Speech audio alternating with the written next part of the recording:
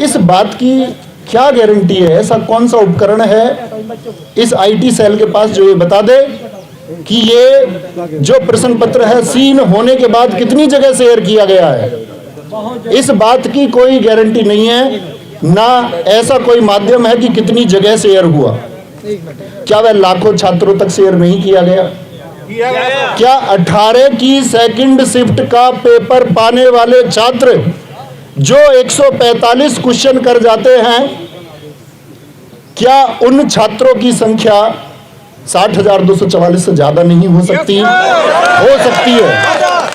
और अगर उनकी संख्या 60,244 से ज्यादा हो सकती है तो किसी शिफ्ट को सरकार यदि ये बोले कि ये पहली शिफ्ट, इसका कोई साक्ष्य नहीं मिला या इसका कोई साक्ष्य नहीं मिल पा रहा है, एक ठोस साक्ष्य नहीं है, तो क्या सरकार इस बात की अनदेखी करेगी कि एक शिफ्ट में 60,244 से ज्यादा छात्र सफल हो जाएंगे?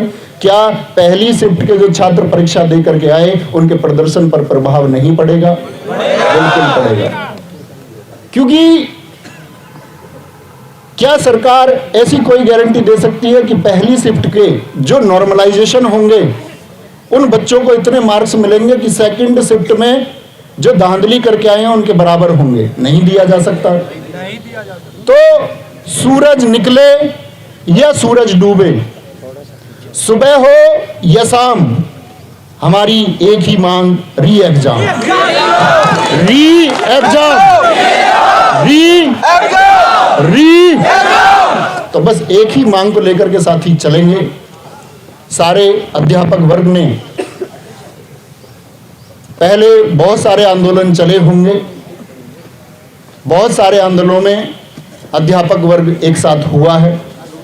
इस बार भी आप देख पा रहे हैं, इस शायद बहुत सारी चीजें गोपनीय होती है, आप सब लोग एक राय बनाते हैं उस गोपनीयता को लेकर के जिसके बारे में आपको कोई वास्तविकता नहीं होती, लेकिन आपकी उस राय का स्वागत है क्योंकि आपका एक दुख है, आपका एक दर्द है, और एक दुख और दर्द के लिए छात्र एक नेतृत्व चाहता है। और इस पूरे अध्यापक वर्ग का मैं फिर से आभार करूंगा विवेक सर का, उन्होंने अपनी जान जोखिम में रख के इस मांग को आपके लिए उठाया है।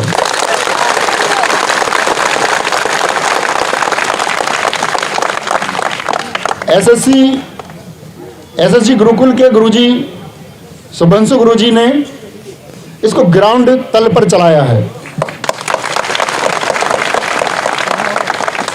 मारूफ सर सुपर क्लाइमैक्स एकेडमी इसके लिए जितने छात्रों को जोड़ने का प्रयास कर रहे हैं, उनकी मेहनत आज आप रंग देखेंगे कि उनकी मेहनत से यहाँ कितने छात्र जुड़ते हैं। टारगेट विद आलोक। और अगर मैं बात करूं, ऐसे ना जाने कितने अध्यापक होंगे, क्योंकि ऑनलाइन कोचिंग में पढ़ा देते हैं, एक संख्या आ जाती है, बच्चों के अंदर एक विश्वास, लोग जानते होंगे और गवर्नमेंट को, मीडिया को भी ये जानने का प्रयास करना चाहिए कि यूपी कांस्टेबल के अभ्यर्थी तो छोड़िए, ये पेपर मिठाई की तरह उन सबके पास भी पहुंचा है जिन्होंने यूपी पुलिस के लिए अप्लाई तक नहीं किया। मानते हैं इस बात को? ये पेपर हम पढ़ाने वाले अध्यापकों तक भी पहुंचा है और गांव देहात के एक अनपढ़ व्यक्ति तक भी ये पेपर पहुंचा है जिसका पेपर से कोई वास्ता नहीं है। तो ये मांग साथी या किसी भी प्रकार का लॉलीपॉप या किसी भी प्रकार का बहाना मेरे द्वारा, अन्य किसी के द्वारा, या कोई एक झूठा आश्वासन आपको बीच में, आपके इस संघर्ष के रास्ते के बीच में यदि दिया जाता है तो आप क्या उस लॉलीपॉप को स्वीकार करेंगे? हमको इसके लिए मांग तब तक बरकरार रखनी है जब तक एक ऑफिशियल स्टेटमेंट आपका भर्ती बोर्ड की साइट पर या गवर्नमेंट के द्वारा या किसी जो पीठासीन व्यक्ति है उनके द्वारा कोई स्टेटमेंट आए और एक आश्वासन दिया जाए कि हाँ, ये मानना पड़ेगा कि भर्ती में धांधली हुई है, और धांधली नहीं, ये अत्याचार हुआ है। एक छात्र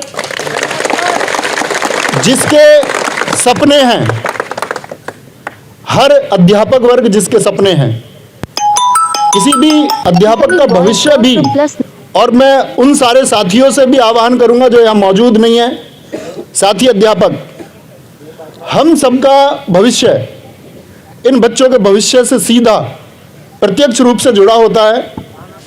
बच्चे जितना ज़्यादा कामयाब होंगे, अध्यापक उतना ज़्यादा कामयाब होगा। बच्चे कामयाब नहीं होंगे, अध्यापक कामयाब नहीं होंगे। तो आप सब प्लीज इन बच्चों के जो आंसू हैं, जो इनका दर्द है, जो सपने इन्होंने देखे, कोई धनाढ्य व्यक्ति यूपी पुलिस कांस्टेबल में भर्ती होने का सपना नहीं देख सकता। सरकार जानती है, हर एक शिक्षित वर्ग का व्यक्ति जानता है कि ये सपना निम्न वर्ग के छात्रों और अधिकतर निम्न वर्ग के छात्रों और बमुश्किल मध्यम वर्ग के कुछ छात्रों के द्वारा ये सपना देखा गया कि हाँ, इस बार हम कुछ करके जाएंगे। 60,244 पद देख करके सबका बोलते ना हृदय एकदम से फल फूल गया। पिछला एग्जाम हुआ, कुछ एग्जामों में ऐसा हुआ कि बच्चों को अपना जो साहस है, जो प्रतिभा है, वो दिखाने तक को मौका नहीं मिला। दिल्ली पुलिस कांस्टेबल बच्चों को फिजिकल की तैयारी के लिए भी समय नहीं दिया गया, सपने कुचेले गए। बच्चों ने सोचा ठीक है, नंबर नहीं आता, 60,244 पद हैं और इसके लिए संघर्ष करेंगे। समय यहां भी कम दिया गया था, परीक्षा के मानकों पर प्रश्न चिन्ह था कि किस तरह से इतने सारे सेंटर बना दिए गए, क्यों गांव-गांव सेंटर बना दिया गया। लेकिन परीक्षा हुई और सेंटर में आप सब लोगों ने देखा होगा कि शिकायतें ना के बराबर हैं।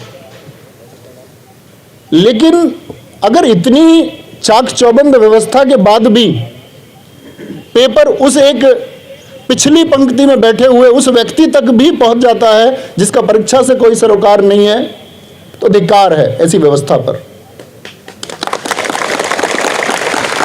और साथ ही धिक्कार है ऐसी व्यवस्था पर जिस पर या जिसमें व्हाइट जैकेट पहने हुए आप सबने भी देखा होगा एक पत्रकार को, उसने कहा है कि जी, एक प्रश्न किया कि जिस ग्रुप में ये पेपर शेयर हुआ कितने लोगों ने उसको सीन किया। क्या ये मूर्खता से भरा सवाल नहीं है? क्या ये बीच में लगभग 2 से 3 फीट का एक रास्ता छोड़ दीजिए। सारे भाई, आप सब लोगों से हाथ जोड़कर रिक्वेस्ट है, बीच वाली पंक्ति छोड़ देंगे और सब लोग एक दूसरे के सिर से सिर मिला के बैठेंगे। देखो भाई, ऐसा नहीं है कि आप लोगों को आज ही बैठना है, ऐसा नहीं हो सकता कि आपको तो आपकी कोई प्रेजेंस जाएगी, उसका कोई अर्थ नहीं है। क्योंकि सब लोगों की एक ही डिमांड है कि परीक्षा फिर से होनी चाहिए। और परीक्षा फिर से क्यों होनी चाहिए? परीक्षा फिर से